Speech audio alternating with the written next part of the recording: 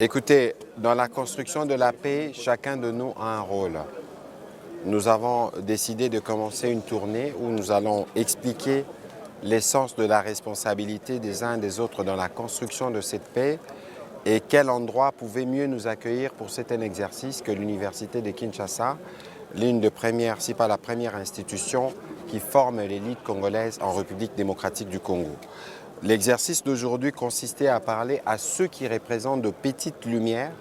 pour qu'eux puissent comprendre la vision de la paix du président de la République, les efforts consentis qui nous permettent aujourd'hui d'envisager le retour d'une paix que nous voulons définitive et durable dans les parties sous occupation, qui sera la base pour la construction d'un développement intégral de cette partie du pays. Il était donc important pour nous de venir, d'expliquer la genèse du conflit, les parcours qu'on a fait, les différentes prises de position du président de la République qui nous ont permis d'atteindre ces niveaux où on entrevoit le retour de la paix. Et j'ai plutôt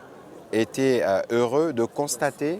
que j'avais des étudiants qui étaient déjà sensibilisés sur le sujet et avec eux nous avons convenu qu'ils vont s'approprier du narratif pour qu'eux aussi soient des éléments qui concourent à la construction de cette paix. Vous savez que dans la construction de la paix, il est beaucoup question des discours. Dans la construction de la paix, il est beaucoup question d'attitude